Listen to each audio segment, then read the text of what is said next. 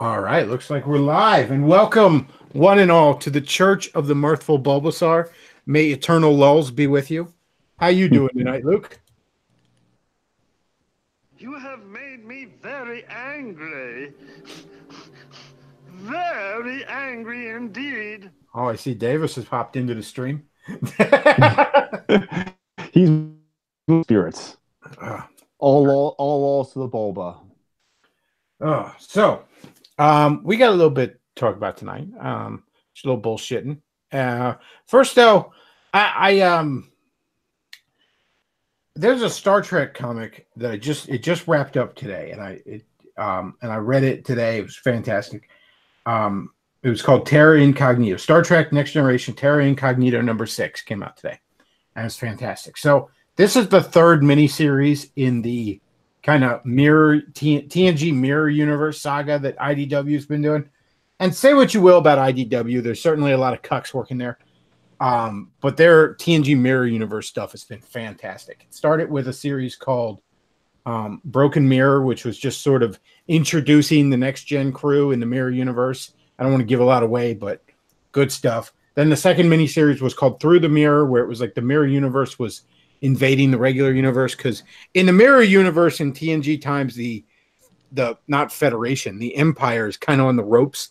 The Klingons and Cardassians are sort of pushing their shit in.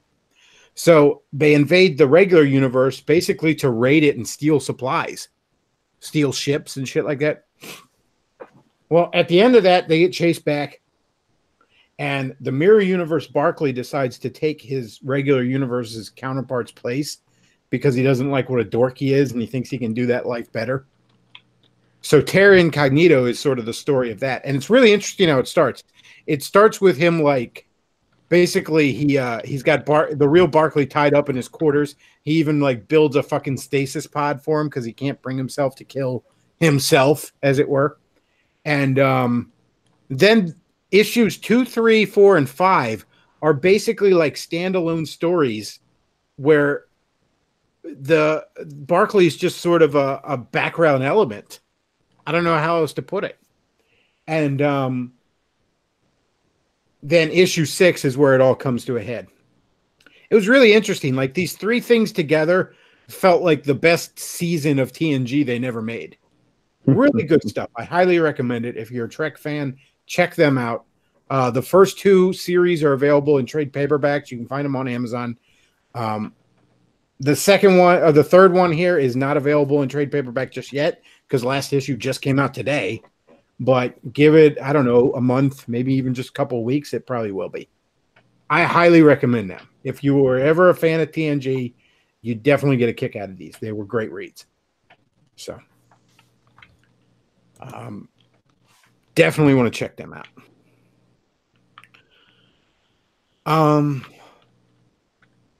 Other than that, I received word from my spies on the Twitter, that another attack is coming from the north. So we may have to fortify up Bechtloff's outpost this weekend. Apparently, on his weekend stream, Davis is planning on doing a stream about how people like me who just want to fight with everybody, want to fight with their friends and throw their allies under the bus and all this other stuff. People like that asshole Bechtloff, they're why the right is losing. See, folks, you don't understand. You need to join a pagan cult to own the libs. Well, he's planning on doing that Saturday. So I'm kicking around the idea. How do I want to do this? Do I want to just do a regular show and then do a response afterwards? Do I want to start at 7 and do a response like a Bechtloff's Outpost live? I don't know, man. I don't know. We'll see. Because, I mean, there is other shit to talk about, so I would like to do a regular show, you know? But I don't know. I don't know. I haven't decided yet. So, I would say stay tuned to the the free folk attacking the wall. I love that. I would say stay tuned to the social medias, folks. The Twitter, the podcast, the Discord, all that good stuff. for details on that, because maybe I'll be starting an hour earlier than normal on Saturday. I don't know. I don't know how we're going to do it. We will be prepared either way. So if not, I might do an after the fact response. I don't know. Part of me thinks it's pretty funny to do a live response. Like I couldn't do a live response to his spurging last Friday because I was wage cucking. I was off at work, folks. But I could do a live response on a Saturday, so who knows? Who knows how we'll do it? We're kicking around the ideas, but rest assured, Bechtloff's outpost. This aggression will not stand. This aggression will not stand, man. Arini's running his mouth a lot on Twitter here. He's talking about, he likes to keep repeating how no one watches me. Really likes to repeat that talking point. Now, in all fairness, no one does, but more people watch me than him. I mean, I'm pulling in 27 people live right now. Do you think he could pull 27 people live at 12:06 in the morning on a weekday? I don't think so. The important question is always compared to who? Yeah. Compared to like Ralph, am I doing really good? No. Compared to like, I don't know, Angry Video Game Nerd, do I have high views? No. Compared to him, I'm a fucking superstar. Well, yeah, he loves repeating this. I mean, on Saturdays, because he's moved his show opposite mine. On Saturdays, he starts an hour earlier than me. I routinely have more people waiting for me to go live than he has watching him live. And he wants to talk about nobody cares. I mean, really? Are you sure you want to go on that hill, Davis? Yeah, I don't know about that, buddy. I don't know about that. It seems like I'm seeing a bit of an uptick in my viewership. And it seems like your viewership is sitting at about 10% of where it was a year ago. And I know you could sit here and complain, oh, well, that's because I had to move to Twitch. Well, it's funny because Matt Forney's viewership isn't at about 10% of where it was a year ago. And he's on Twitch currently. Yeah, you'll take a hit in your viewership. I mean, I spent half of last year in the backup channel. So, yeah, you'll take a hit. But not this. He also likes to go on about how it's a Protestant. Bechtloff just turned on me because I didn't want to engage in the Protestant Catholic debates. Not really. I mean, it's certainly not a Protestant Catholic argument now. It's a pagan Christian argument at this point. I mean, can you even be called a Catholic at this point, Davis? Is it even that far? It's more like a Bechtloff and Davis disagreement. I mean, look, I have many, many beefs with the Catholic Church, but I can't pin Davis Arini's heretical autistic ass on them. Nope. Despite all the sycophants on Twitter that I keep seeing. But at the end of the day, the reason why I got more people listening to me, Davis, aside from the fact that I'm right, I'm not the one that joined a pagan cult, okay? I'm not that guy. But the reason I got more people listening to me is because we're having fun over here, Davis. Mirthful folk we are. Over here. Okay, this is the Church of the Mirthful Bulbasaur, where eternal lulls be upon you. You're over there fart huffing like Discount Sargon. You want to call me Discount Medicare? Well, that makes you Discount Sargon.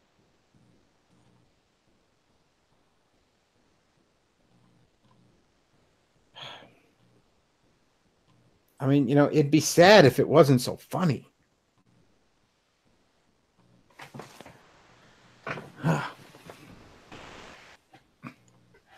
So, yeah, you go ahead and do your stream on Saturday, Davis. You go ahead and, Bechtloff's fat. Go ahead and call me fat. Yeah, I'm fat. I need to lose some weight. Oh, you got me. I mean, I'd rather be fat and still have my soul than in perfect shape and worshiping a witch who consorts with demons.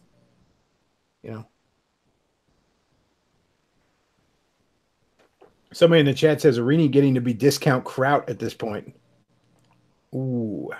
What a difference a year makes. Kraut was on top of the world a year ago, launching an epic takedown of edgy Sphinx to the adulation of the masses of the skeptic community. He was Yeah, what a difference a year makes. A year ago, you were on streams with Forney talking about how the alt-right's too obsessed with race, and how they're gay pagans. And now you're hanging out with a bunch of gay pagans who worship their bloodlines. What a year! What a difference a year makes, indeed. Speaking of gay ops, and ego bringing people down and whatnot, I didn't get a chance to hear all of it. But if y'all haven't been following the Donga saga, speaking of egotistical frauds who are destroying their career, let's talk about Tonka Saul. So, he was supposed to do that fight with Worski, and he fucking pussed out. And, this is the thing the guys did, because a bunch of people have said, "Oh, Bechtloff, you and Davis should fight." LOL. And I mean, fuck, if you want to set something up, I'm open for it. But the thing about it is, it's like okay, on the off chance I fought Davis, I wouldn't give a shit if I won or lose. Yeah, I'd train in the meantime. But so what if he beats me up? It doesn't make anything I said less wrong. You're still in a pagan cult. And you know what's more? My audience would be entertained. His audience, all 5 of them, would be entertained. So that's what it's all about. That's what Worski was saying. That really, really struck with me. Where he's like, I was just out there to have some fun. Donga's the one ass mad, and he's the one that didn't show up.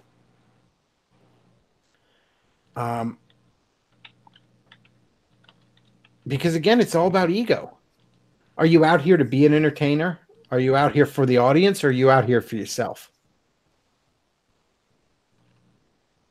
That's the question.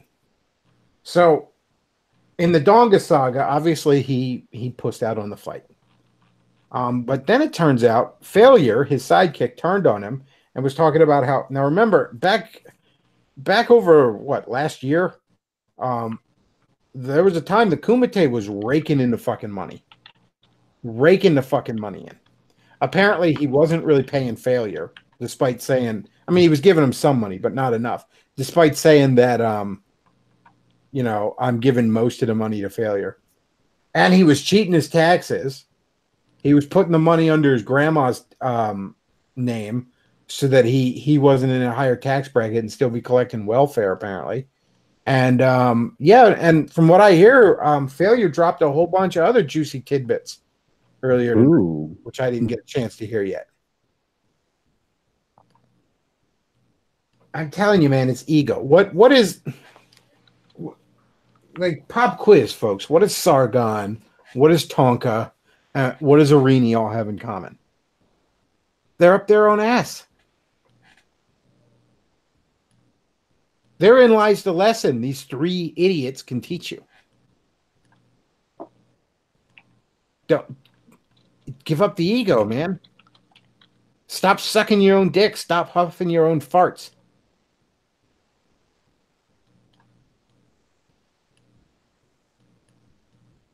Ego is what brings you down. It's what goes before a fall. And early on when I was feuding with Davis, there was the initial fallout, and then I tried to not talk about it for a while. I didn't have to talk about it because I could talk about Sargon's downfall with his Applebee suit and his fucking Hello Jim stream, which Davis ended up having his own Hello Bechtloff stream. Again, the parallels are amazing. But I could talk about Sargon's fall because it was the same thing. Anything I was going to say about Davis, I could just say about Sargon.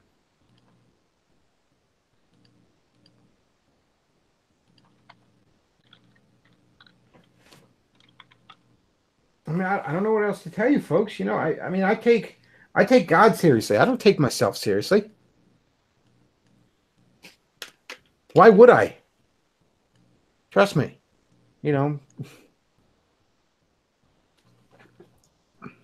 I got no reason to. Rini said something to Luke. And I thought because Luke's running my Facebook right now because I'm in Facebook jail. He's running the Bechtloff Facebook. So everything that's posted here for the next, like, I think 12 days or something like that, that's me telling Luke to post stuff. Same as the Twitter. And, you know, he's texting me, Davis said this on the Facebook, because Davis was spurging out on the Bechtloff Facebook page. So I'd tell Luke, okay, send this response. Well, Luke mentioned something that Davis said to him on Facebook, not to the Bechtloff. And I thought he meant to the Bechtloff, so I came up with a response for it. But it's funny. Davis said, like, the only reason Jesus keeps you around, Luke, is because you make him look better. You're the it's the two characters from Beauty and the Beast, like the little fat guy and Gaston and LeFou. Yeah, you're the LeFou to Jesus' Gaston. Well, and I thought about that for a second, and I thought, you see, this Davis, you sad, arrogant fool. If you truly, you so missed the point for as much time as you spent in Catholicism, and this is partially Catholicism's fault, but mostly your fault. You missed the point of Christianity. You see, if you had any concept, Davis, of the vast, vast gulf between sinful man and a holy, perfect God, you would understand, Davis, that that's the only reason Christ keeps any of us around. Although I should let you know that, he was referring to you. He was referring to you. He's saying he was trying to create division between you and me by saying the only reason Chris keeps you around is because I make you look better. Oh, I thought he meant the only reason Jesus keeps you around. No. Oh, no. I think no. It was just he was trying to put a wedge there. He's trying to say that the only reason Chris keeps you around is because you make him look better. Well, I mean, you do because you're my sidekick. And you're putting all these fucking images up that I don't know how to do because I'm retarded. And to which I said, well, yeah, I'm the sidekick. He's supposed to look better. Yeah, he's doing all the work here, folks. That's the thing. Like he animates the animated videos. Luke is the wind beneath my wings. Okay. Luke, did you ever know that you're my hero? Like of course he's making me look better. What the? Oh, the memes keep coming. Somebody in the chat just said Davis is Catholic on paper. I see what you did there. But yeah, right on screen here, we got 3 peas in a pod. Tonka, Sargon, and Davis. In fact, they should all team up. We should have a team up of the liberalists and the free folks. Lord, if I could meme magic anything into existence, that'd be fucking it. Think about it, Sargon and Davis. You could have the 2-prong approach to saving the West. See, Sargon will go into the political sphere and shit his pants, while Davis enters the spiritual sphere and shits his pants. See? It's a 2-prong approach of pants shitting retardation. And then, I don't know, I guess Tonka could be your hype man. I'll fix that. But yeah, we got the oh jeez. The memes never end. We got the 3 amigos out here. Fucking Davis, Tonka, and Sargon. And then Kraut could be your research man. 3 heads of the Hydra right here. Somebody in the chat, Gamergate 3.0 is on. There you go. Gamergate 3.0, the 3 amigos. Ugh. Like, guys, don't take yourself so seriously. I don't know what else to say here. You see these 3 pants shitting retard examples? Don't take yourself so seriously. For the love of God, guys.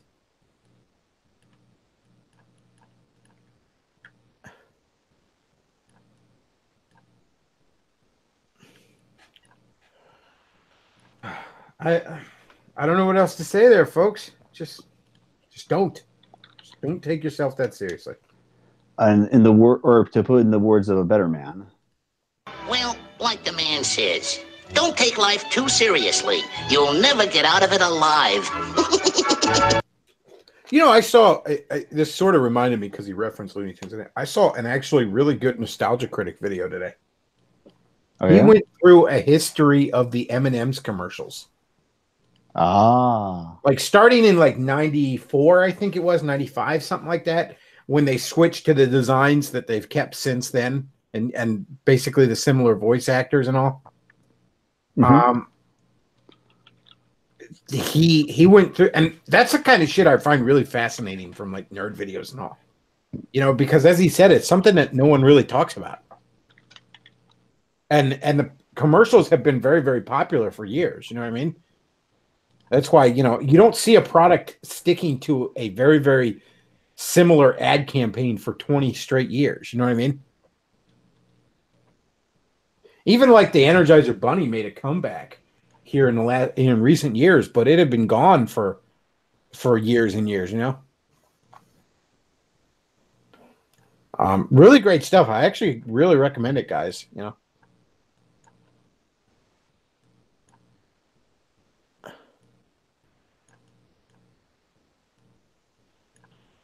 Oh yeah, okay, I actually noticed that. I actually on YouTube I've noticed that there's a resurgence of old commercials like Geico and M&M's are showing. Like Geico is showing all the commercials they used to make in the '90s. Like they had that old insurance guy going, "Can Geico save you money on car insurance? Get the little piggy go wee wee all the way home." Oh yeah, Geico is like actually because Geico's had great ads for like 15 years. So they've put out a best of their ads kind of thing. I mean, there's definitely an art form to good commercials. To, you know, I mean, Nostalgia Critic's done a few reviews of retro commercials that are actually pretty good videos. I know everybody like really turned on Doug like sometime last year during all the implosion of Channel Awesome, and don't get me wrong, it was deserved. You know, there was obviously a lot of shitty behavior going on behind the scenes of Channel Awesome. It doesn't mean though that he doesn't put out good content once in a while.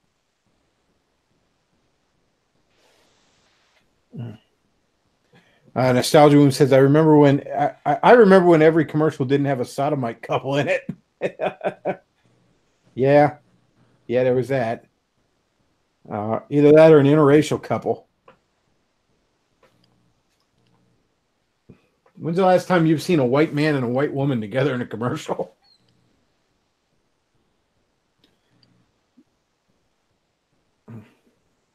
Somebody says I missed Dexter's Lab. That's a bit out of nowhere, but yeah, Dexter's Lab was great. It just had to go the way of over stylized near the end of its last seasons. Dexter's Lab and Powerpuff Girls are probably the best things Cartoon Network ever aired. Well, no, that's not true. The Justice League is the best thing it ever aired.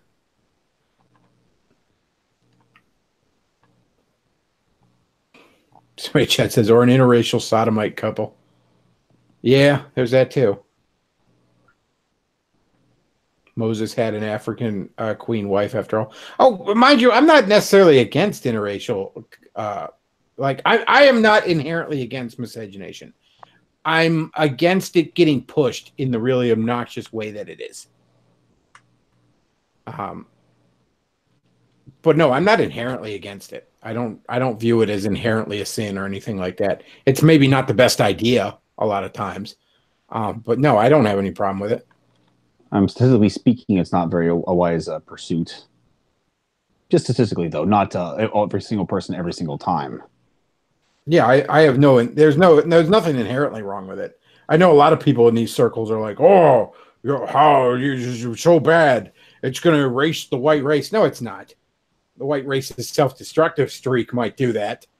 But no, the interracial coupling still happens very rarely, despite certain people's attempts to push it.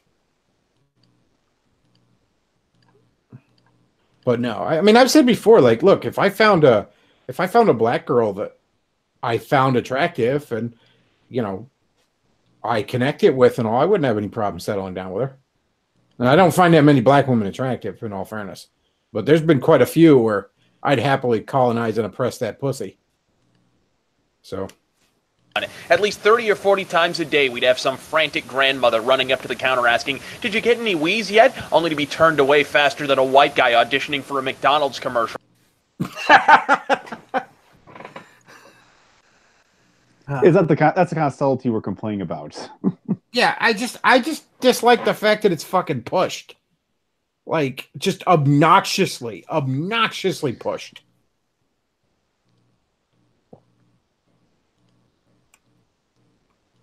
Somebody says no love for Johnny Bravo. Johnny Bravo was pretty good. I'll tell you the one I really could never fucking stand was Ed, Ed, and Eddie. I always thought that was shit. Oh, so it wasn't just me. Oh, Ed, Ed, and Eddie was garbage. Cow and Chicken was shit too.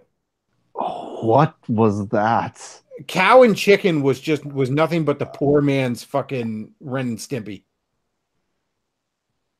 It's almost like a precursor to all the proper pronoun nonsense, because for some reason the red guy would always refer to the guy as men as ma'am, and the guys as sir. Yeah, but no, it Cow and Chicken was just a shitty Kmart version of, watered down version of Ren and Stimpy. And Ren and Stimpy wasn't even that good. Don't get me wrong, Ren and Stimpy had occasional moments of brilliance, but I would emphasize occasional. Cow and Chicken was shit. Ed, Ed, and Eddie was shit. Kids Next Door was shit. What the hell else? Cartoon Network's put out a lot of shit, even before everything went all Cal Arts. Like, a lot of people, like, because of all the Cal Arts shit, they look back to the golden age of Cartoon Network and don't realize it was mostly shit. Yeah, Kids Next Door, shit. Ed, Ed, and Eddie, shit. Cow and Chicken, shit. I still contend Teen Titans was shit. I know, fight me, nerds. Teen Titans was ass. Man, a lot of shit from Cartoon Network. Although they didn't know how to advertise themselves better, because back then they had this whole advertising scheme of all the different cartoon characters living in this shared universe. Well, I know that Dexter had like this superheroes that lived in his universe, and then like later we see them interacting with the Powerpuff Girls. So I guess that's shared universe. Well, the Justice Friends, they were like there was the Hulk knockoff, the Heavy Metal Thor knockoff, and then there was, I guess you'd call him the Captain America knockoff, but he's almost more the amalgam character Super Soldier because he had Superman powers. I know I'm going into deep comic book nerdery when I mention the amalgam universe.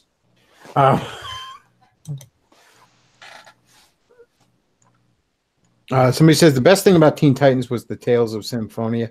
See, again, the thing about the Teen Titans was like, you know how like people that love the Teen Titans cartoon hate Teen Titans Go because it's like all watered down and kiddie? Well, guess what? That's how I, as someone who read the original George Perez, Mark Wolfman comics from the 80s, view the Teen Titans cartoon. It just keeps going down farther every generation. And yet that's not how I, as someone who is familiar with the source material, viewed the Justice League cartoon. Justice League was fucking amazing. Which I actually heard there's a Justice League versus Fatal 5 movie coming out, like animated movie, that I think is set in the Bruce Timm animated universe. Because it's done by Bruce Timm, and I think it's actually set in the Justice League universe, like that show's universe. The Fatal 5, by the way, were a bunch of bad guys from the future. They fought the Legion of Superheroes a lot. Somebody in the chat says Young Justice better than Teen Titans. Yes.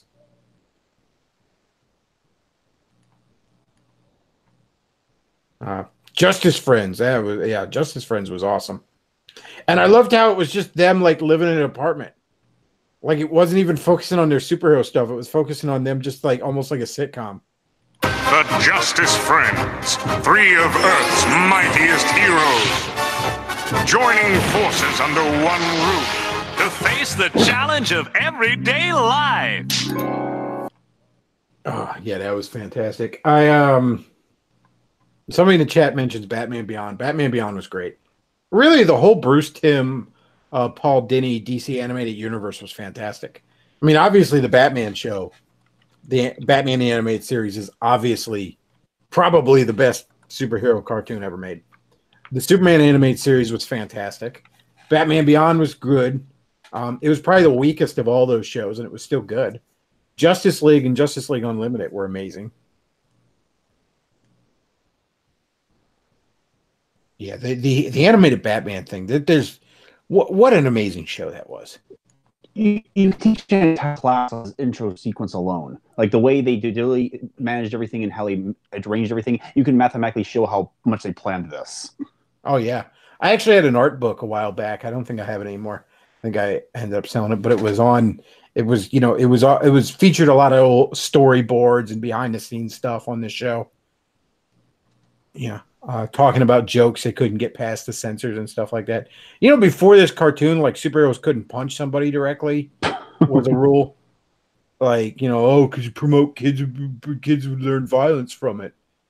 Like, whatever. But no, a fantastic show, man. To this day, I consider that the most definitive version of Batman, even over most comic versions. Like, I don't think anyone's ever gotten the character better than that. It just. And the Superman show was great, man.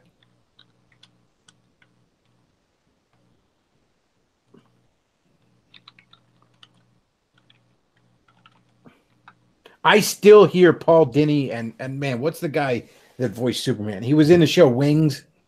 Can't remember the guy's name. Tim Daly. I still hear Tim Daly and Paul Dini's voice if I ever read a Superman or Batman comic. Tim Daly and damn it, Conroy. What the hell was the Batman's voice? Whatever, Conroy, the guy that did Batman. I still hear those voices. I still hear that. It's perfect.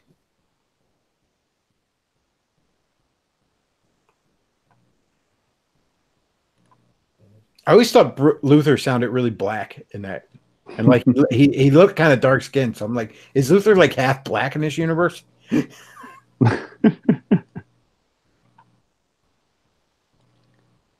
Funnily enough, the guy who did the voice of the Flash in the Justice League cartoon is the guy who played Lex Luthor in the Smallville show.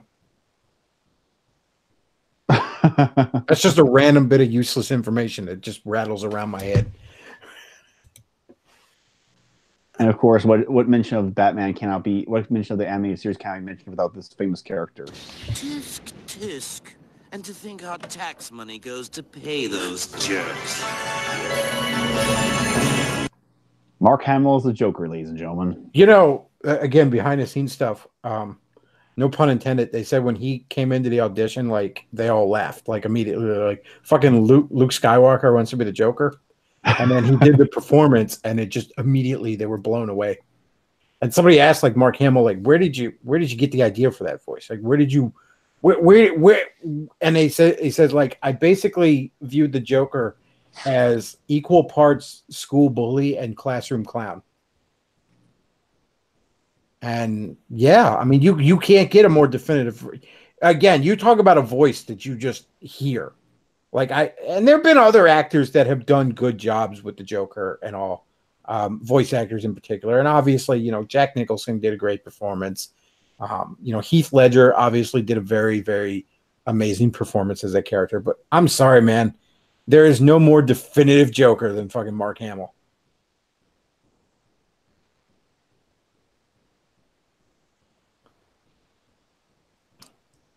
I often joke, like, if I met Mark Hamill, I wouldn't mention Star Wars at all. Like, if I met him at a con, I'd just be like, you were the voice of the Joker in the Batman cartoon, and the Hobgoblin in the in the Spider-Man cartoon, and you were the trickster in the Flash show.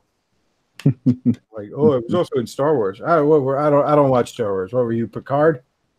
I don't think he watches Star Wars either. Yeah, not no more. He don't. At this point, I'm sure he'd probably love to not have Star Wars mentioned to him. The poor bastard. I mean, don't feel too sorry for him. I'm sure he's a piece of shit lib. They all are in Hollywood, but nonetheless.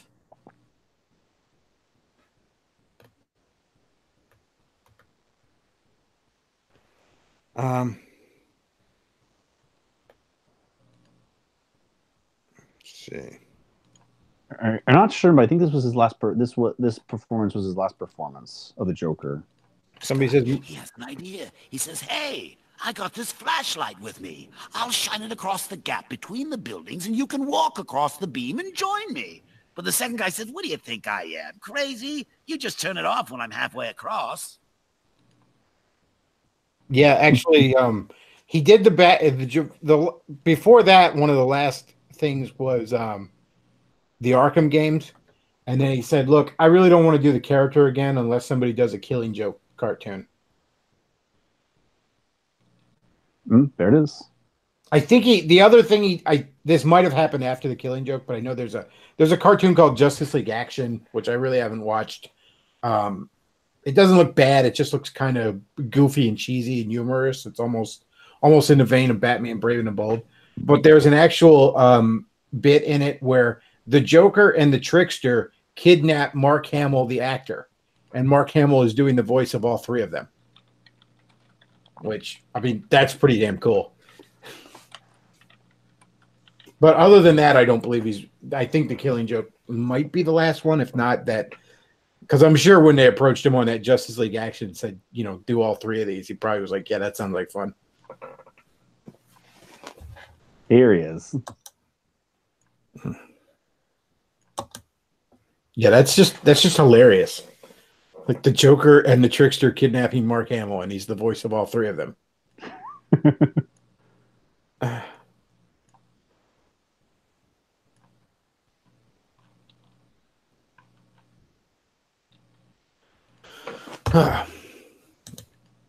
Let's see.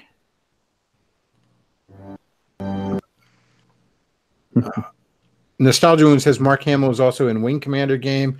The guy has a way more interesting career than people give him credit for. Oh yeah, he's done a lot of stuff. Just little oddball stuff here and there. Obviously, the Star Wars thing overshadows everything else, but I mean, it's weird. Like Star Wars is one of those things where it's like it's not that.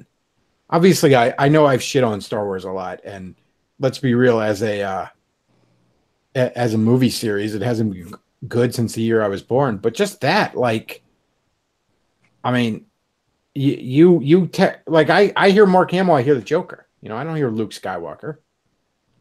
I'm maybe the Gen Xers. And I've often said I don't understand why Star Wars is popular with people my age or anyone younger. Because it literally stopped being good, at least as a movie series, the year I was born. I know there's a bunch of expanded universe shit and all, but I just... Whatever.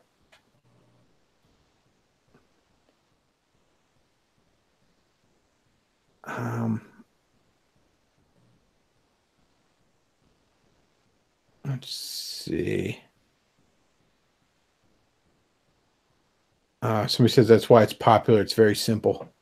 I mean, the original trilogy are good movies. Don't get me wrong. They are damn good movies. They just...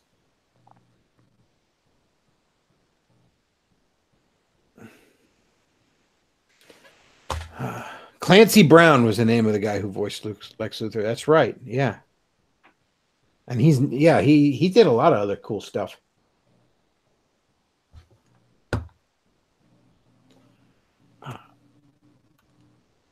See. Going through the chat a little bit here. I know, dead air. I know, I'm very professional. Being grading stereotypes of children was why I hated Kids Next Door. Yeah, Kids Next Door was shit. Just absolute shit. It's really annoying because it kind of plays... I remember back in the day when Cartoon Network had this whole string of new cartoon ideas that people wanted to vote on, and Kid Next Door was one of the ones that won the vote. Yeah. Nostalgia Wound says it's puzzling why it's more popular than something like Back to the Future. That's a point I've made numerous times on here. I'm like, if I were to think back to like, let's just say the 70s into the 80s, right? We'll go with, I don't know, mid 70s to mid 80s, right? If I were to think back to that time, yeah, Clancy Brown's done so much stuff. You're right. But anyways, if I were to think back to that time, and think back, I mean, I was born in 83, but look back, I should say, to that time. There are so many better science fiction and fantasy movies from that time that are just way, way better than Star Wars. The Back to the Future trilogy. The Alien movies, the first two at least. Ghostbusters. I'll take Ghostbusters over the best of Star Wars. Hell, I'll put Wrath of Khan over any of the Star Wars movies. Just, stuff like Blade Runner and fucking Willow. Just tons of great shit from that time.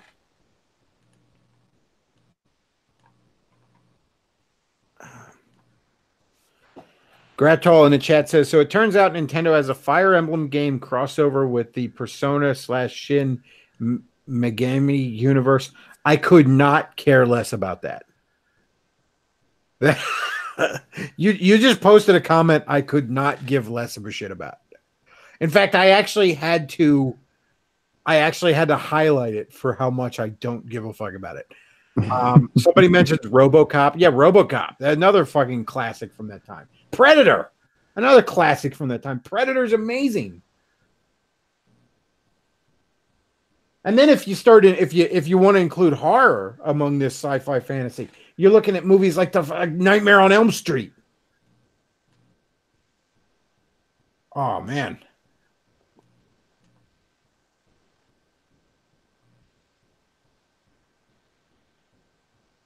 So he says Willow is a fantastic fantasy. My friend never even heard of the film.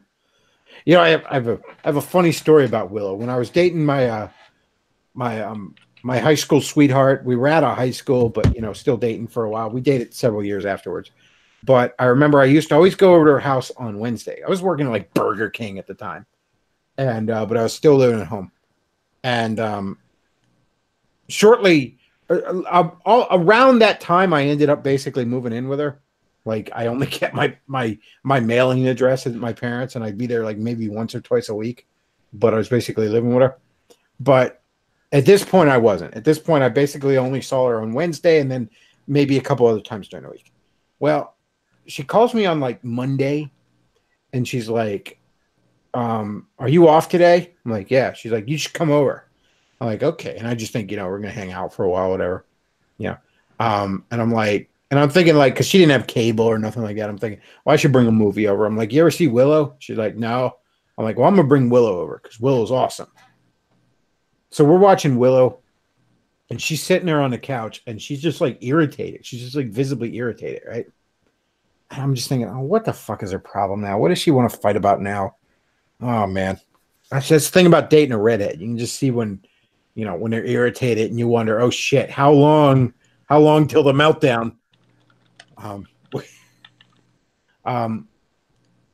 But all of a sudden she then just goes like, "Oh, for God's sakes," and just like turns the movie off and reaches for my belt and starts undoing my pants. And I'm like, "Oh, that's why you wanted me over." Oh, okay. It was bring your dick over, and then I guess you can come too. But I used to tease her for a while after that. I'd be like, "Hey, I'm not going to say her name. I don't want people digging into it. Let's just say Angie. Hey, Angie, how does Willow end?" And she'd be like, "Shut up." I'd be like, last I saw it, that DVD must have an alternate ending where it ends with my dick in your mouth. Shut up. Because that's one of the best parts of having a girlfriend, folks, is teasing your girl. That is one of the best. Tease your woman unmercifully. Obviously in a playful way. I'm not like, don't like actually hit on a raw nerve with them or something. I mean, but no, tease your woman unmercifully. That's how you keep something going, man. That playful energy. Somebody says The Thing and Terminator, Indiana Jones, all better movies, all better series from around that time than Star Wars. Somebody says Will has an interesting backstory on some of the making of it. Check the concept art for some of the early ideas. It was supposed to be more like The Hobbit. It just was a fantastic movie, man. Willow is a great movie.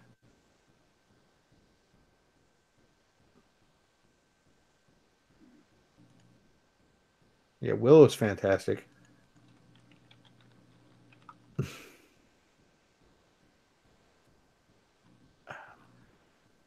Yeah, so many great movies, man. The late 70s into the 80s just was I would say the late 70s into the mid 90s was just an incredibly inventive time for Hollywood. Man, they were on fire then, Even into the mid to late 90s when you got stuff like Men in Black. I mean, just really just imaginative fucking films. Jurassic Park. Man, the first Jurassic Park is amazing.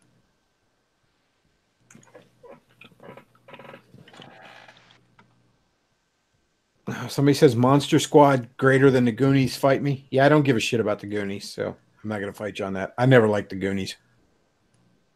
You know, another one everyone considers a classic I don't like is E.T. E.T. fucking sucks. Like, fight me in real life on that. E.T. fucking sucks. Really? I hate E.T. There's nothing about it that connected with me as a child. Like, I know as a kid, you're supposed to be like, oh, E.T.'s so cool. I want him to be my friend. I don't want E.T. to be my friend. He's an obnoxious, screaming retard. Like, I honestly, E.T. fell off the fucking intergalactic short bus. And then the spaceship came back like, oh, I'm sorry, we let our retard run amok. Now, E.T. sucks, man. Nothing about like, oh, I'm supposed to want to be friends with E.T. He's supposed to tug at my heartstrings. He just annoys the piss out of me the whole movie. I'm like, God, hand him the fuck over to the government.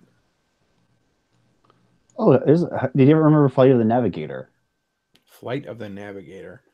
Doesn't really ring a bell. Oh, they basically, you know, in the same era, this kid stumbles on finds a space of a UFO, and he goes inside of it, and it takes off, and it lands like 20 years into the future.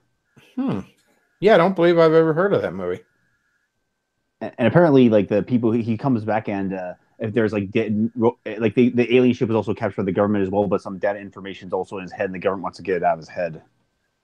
Yeah, I don't think I've ever even heard of that movie. Sounds interesting though. Let's see. Yeah, definitely sounds interesting. Even into the late 80s, you had so many great movies. Like, look at the Ninja Turtle movie. Like, it's amazing, given the budget and the time, how well that movie looks. You know? The 89 Batman movie. I mean, that still holds up to this day. In fact, you know, I'm finding the Christopher Nolan movies are not aging well in my eyes.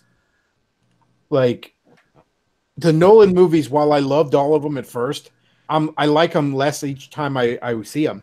But that 89 Batman movie still holds up. Or like Roger Rabbit. Oh, there's another classic movie from that time. Oh, it was a Disney movie.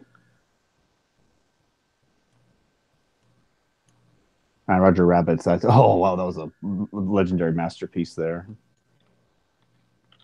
Somebody in the chat says E.T. was their Chris Chan. Gremlins. Somebody mentions Gremlins. There's another classic from that time. Even Gremlins 2, although it sort of became a parody of itself, it did that in the best way.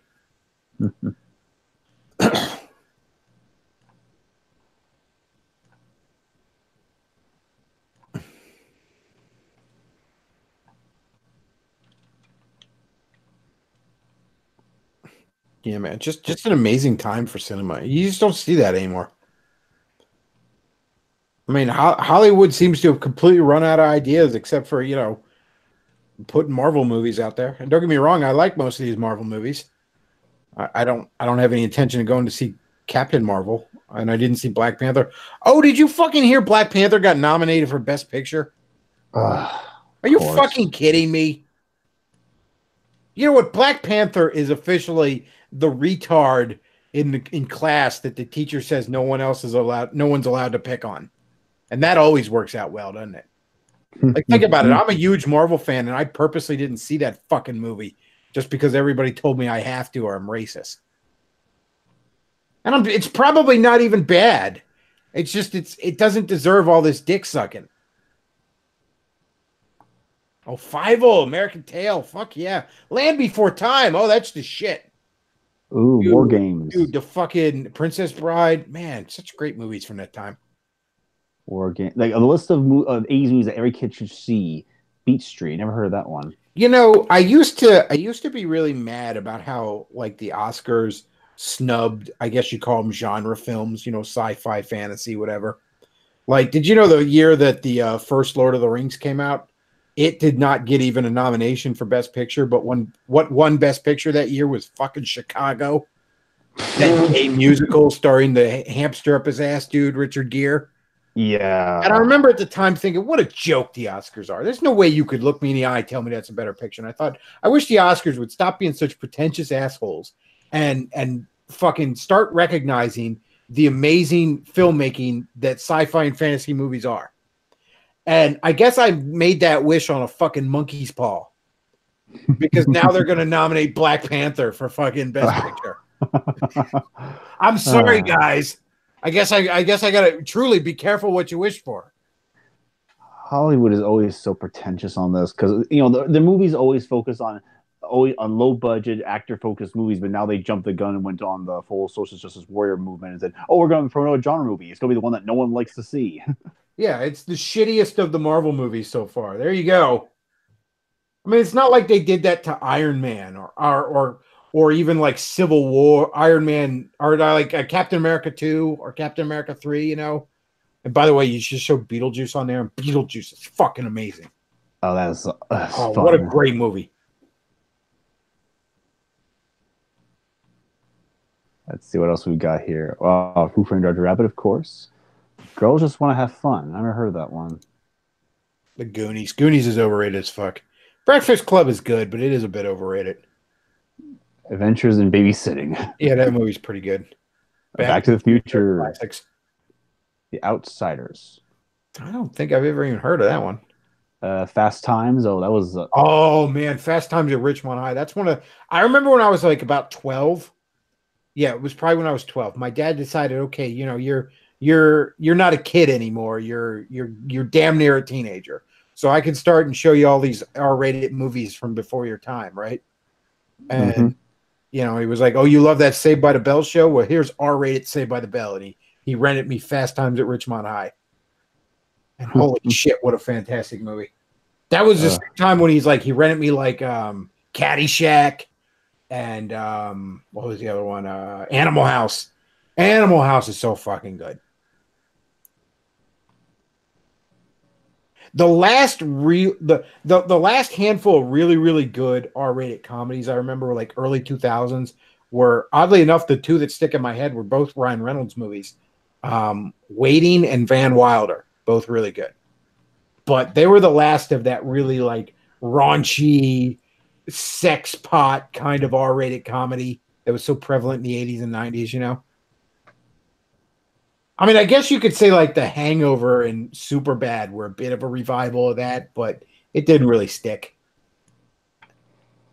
But man, back in the like 80s and 90s, you had tons of those where it was just nothing but titties and laughs, Ever heard of The Wraith? The Wraith? I don't think I have. Wait, let me see the picture there. You got a picture of it? As soon as it'll load on my screen. No. That does not ring a bell at all. Apparently, I guess it's some sort of alien film, some sort of alien flick. Somebody mentioned Hot Tub Time Machine. Yeah, that one was pretty decent.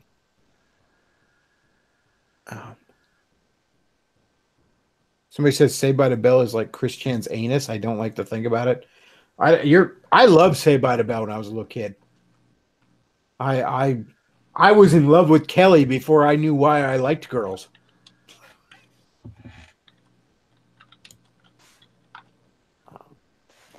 I mean, I'm sure if I watched it as an adult, I'd be like, this is ass. But when I was a little kid, I thought it was the tits.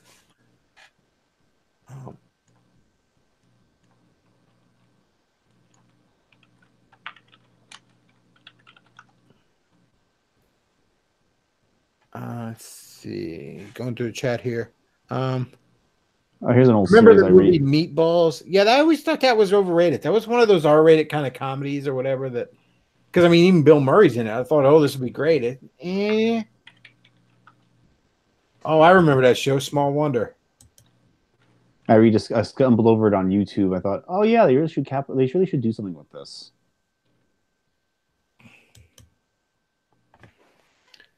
Let's see. Somebody says the vacation movies are good.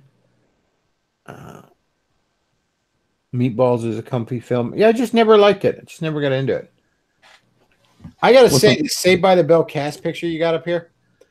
Who the fuck is that guy? Like the guy behind Kelly and Lisa there? Who the fuck is that? I don't remember that dude at all. Like, okay, yeah, you got Kelly, Lisa, Jesse, you got Slater, Zach, Screech, you got Mr. Belding. I almost said Mr. Belvedere, but that was a different show. and Mr. Belding, I guess, the principal. But I don't remember that guy at all. Who the fuck was that? He's got fucking Beekman's World hanging out in the background there. I don't know who that was at all. But oh god damn, Tiffany Amber Thiessen was so fucking hot.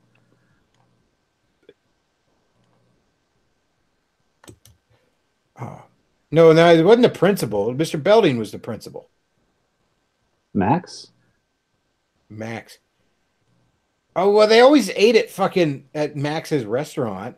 That was like the Run restaurant set, so I guess that's Max.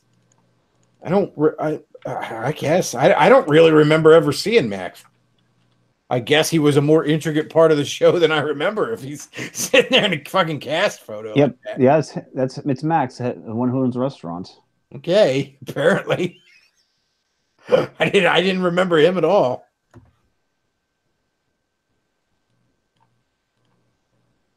Who's that guy who plays him? Someone named Ed Alonzo. I mean, I remember Max the restaurant, and I'm sure the character was shown at some point, but I don't remember him being such a fucking important part of the show. I'm sure he's a continuous background character, I'm sure. I didn't recognize him.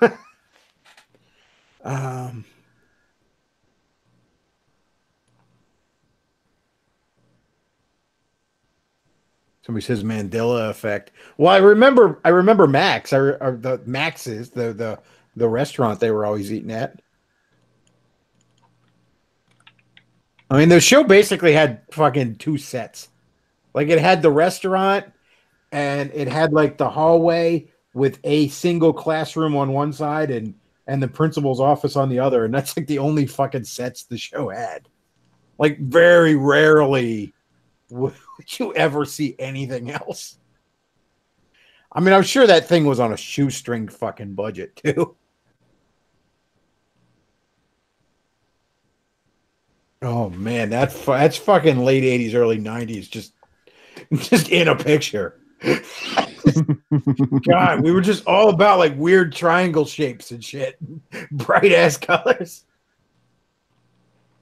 So more optimistic than today. Somebody was like, what was 1992 like, Bechtloff? I just show them this picture. Like, there you go. That was 1991 in a picture.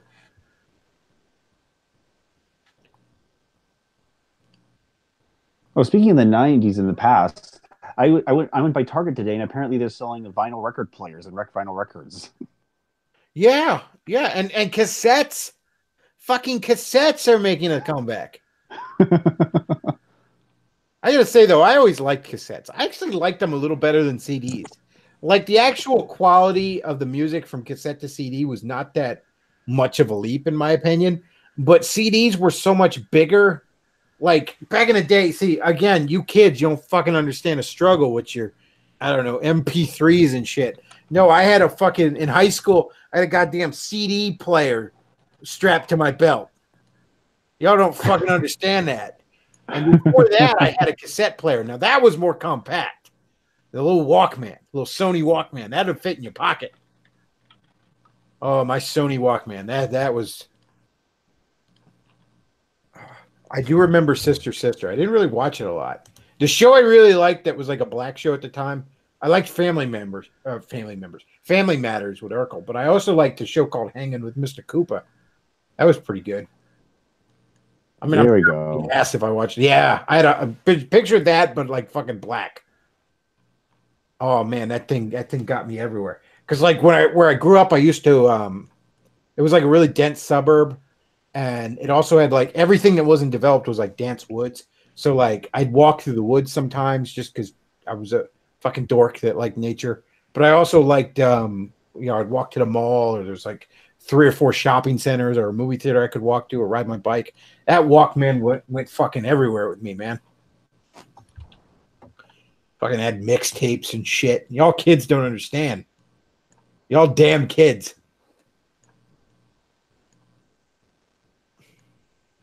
Monty Python and the Holy Grail. That's another great movie. Yeah, because back that was back in the day. I actually was lucky enough to have a cassette recorder where I could actually record audio recordings. Oh man, one year for Christmas, I think it was like my aunt got it for me. She got me this fucking stereo for my room, and this thing had 2 cassette decks, so you could record. It had a 3-disc CD changer and an AM/FM radio on it. Oh, and the sound on that thing was gorgeous.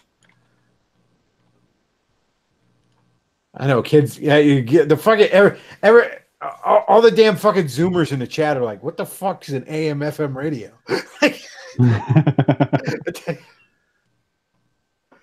Good God, Grandpa, was that powered by a pterodactyl on a powered by a little dinosaur on a conveyor belt? You know, one movie I never liked, and I remember it was one of those classics my dad showed me, and it just never connected with me. American Graffiti. I never liked that movie. I could never get into it. First of all, the cinematography in it is so fucking dark, you can barely see a thing. But also, nothing about the story connected with me. I just could never get into that.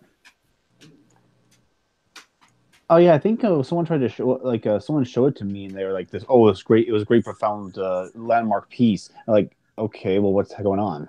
Another one I remember my dad was all trying to get me into, like, you know, and he even admitted that it sucked. Like my dad will defend American Graffiti to this day.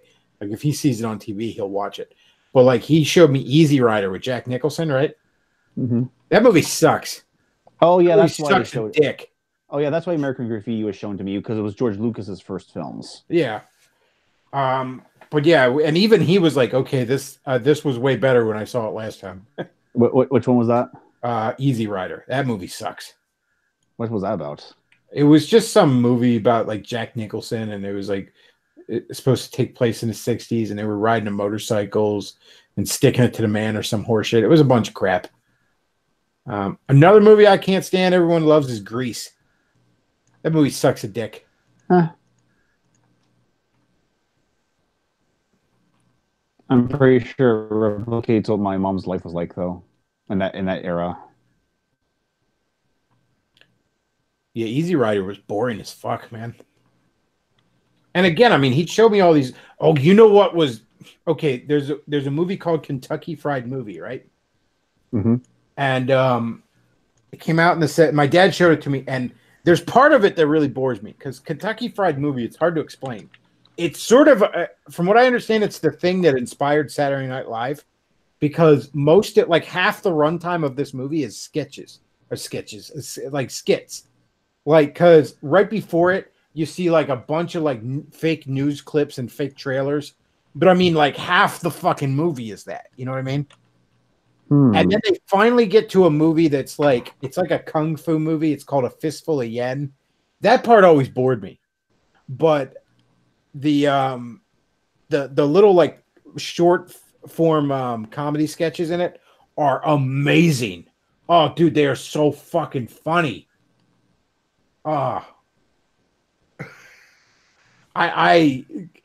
Kentucky Fried Movie gets a partial recommendation from me. Like the short form sketches in it are amazing. The actual quote unquote movie, not so much. And I just saw you throw up Tremors. Tremors is amazing too. I love that this is what my show is too. Like sometimes we're talking about like serious shit, and then sometimes we're just like thinking of like random movies that were awesome. Like this is what I like to do here, folks. Tremors is fucking fantastic. Oh man, that's so. Even the sequels are decent, but man, and that first one is so good. Oh yeah, the what's the third sequel? It's the main shooter? Was it a secondary character? The secondary character turns the entire area into like a monster. You're breaking up there, Luke. You're roboting. Say something again. Up, and then we lost Luke. He's gonna hop back in. But yeah, the character that was like the gun nut, who was also the dad in Family Ties, he ends up being the main character in all the sequels, basically. Yeah, he turns at the end of, if I remember correctly, at the end of the third one, he turns into an animal reserve for the monsters. Yeah. Yeah, Tremors movies are really good.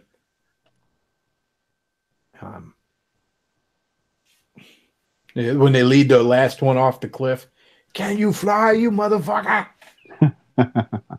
Oh, the effects in it were really good. Just a fantastic film. These are all recommendations for you damn kids. You damn kids in my audience who don't know the awesomeness of Tremors. Go watch fucking Tremors. Worst of all, they're being deprived of all this, but there's all their worthless garbage. Like they're Transformers and there's what's that series called? Van Diesel, all his stuff. Vin Diesel. Fast and Furious. Yeah, that's it. Yeah. Oh well, yeah. Fast and Furious sucks, but Vin Diesel's had some decent flicks. The first Transformers movie's not bad. I kind of view the first Transformers movie as almost like a poor man's Independence Day. Like there's this alien threat, and there's this cast of characters from very different locations who each kind of have a piece of the puzzle and all come together at the end. And it very much borrows a lot of beats from Independence Day.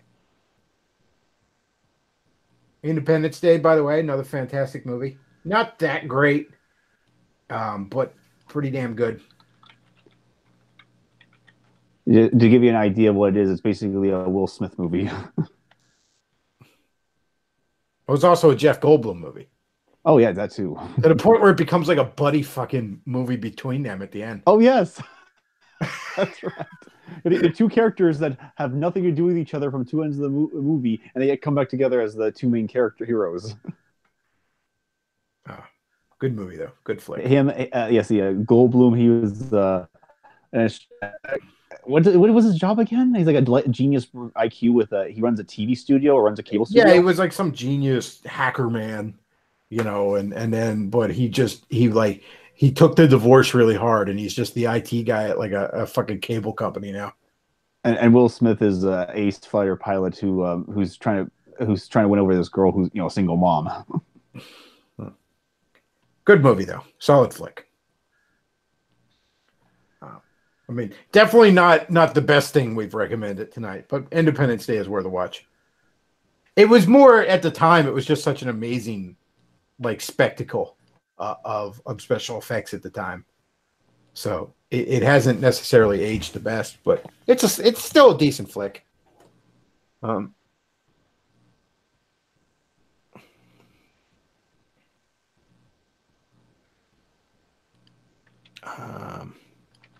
Let's see, going to the chat here. Let's see.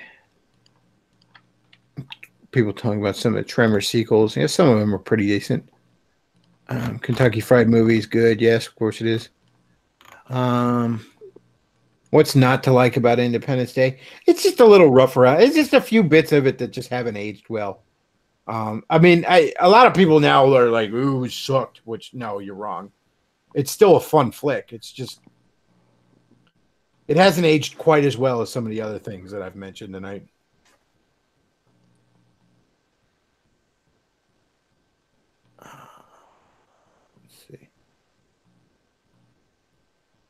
Somebody says, look up Twice Upon a Time, very underrated animated film. I'm not familiar with that. Twice Upon a Time? Yeah.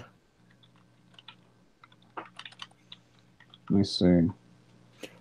People are mentioning Labyrinth. Labyrinth is good, but I think it's a touch overrated.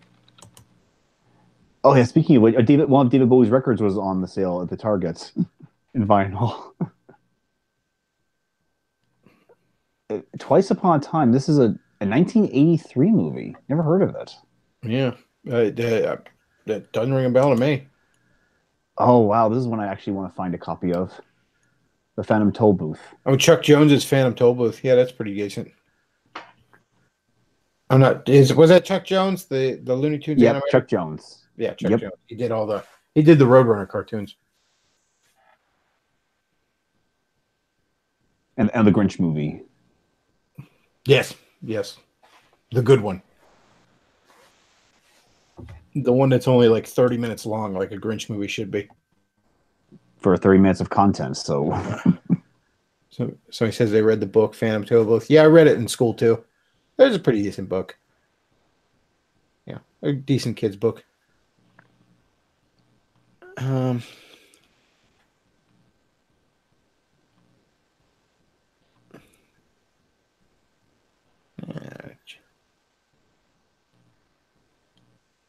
The only other one that involved in fantasy is Princess Bride.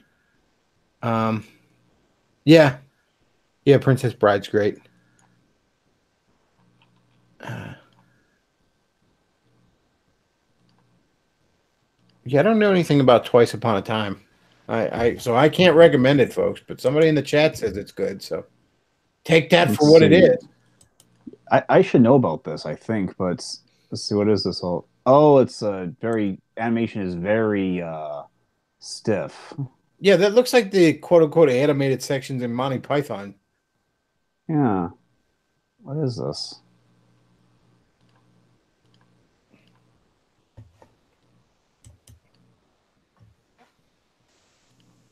Let's here's a bit. What did you expect, the Avon lady? Lava-left galleries. Stretched cats. Distressing, isn't it? Huh. Yeah, I don't know about this. No one I never heard of it. Well, I think I might wrap this up here soon. Somebody says Land Before Time was my favorite kids movie. Oh, hell yeah. Land Before Time was fantastic. I never saw any of the sequels, and they made like a million of them. And it's weird. They waited like 10 years to make the second one. And then after that, like they just farted them out every 4 months.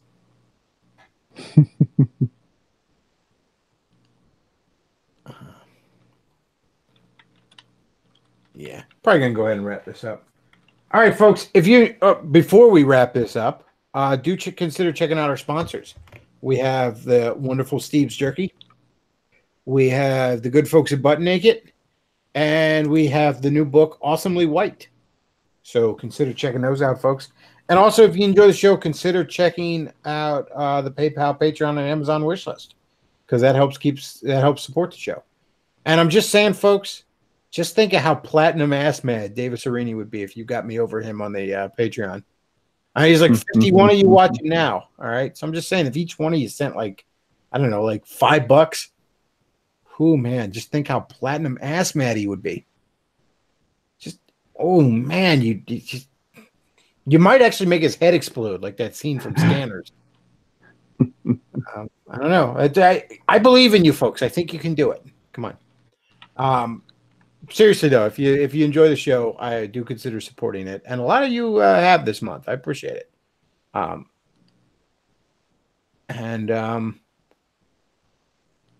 That's about all we got for tonight, folks.